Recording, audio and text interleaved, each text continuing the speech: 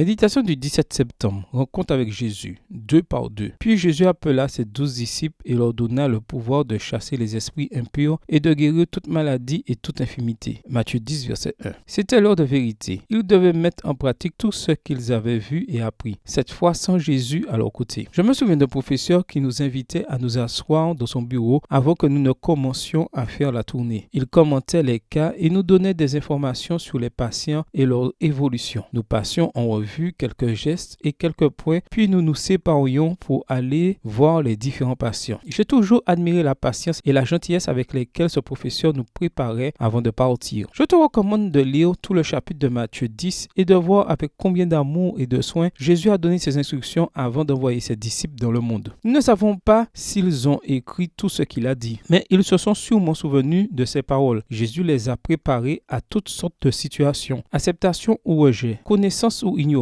confiance ou trahison. Ayant appelé les 12, Jésus les envoya 2 à 2 dans les villes et les villages. Personne ne partit seul. Le frère fut associé au frère, l'ami à l'ami. Ils pourraient ainsi s'encourager mutuellement, se concerter et prier ensemble. La force de l'un venant au secours de la faiblesse de l'autre. Extrait du livre Jésus-Christ, chapitre 37, page 308, livre écrit par Ellen G. White. As-tu déjà eu un partenaire missionnaire? Avec une amie, nous avions l'habitude de nous rencontrer une fois par semaine, très tôt le matin avec un livret de prière.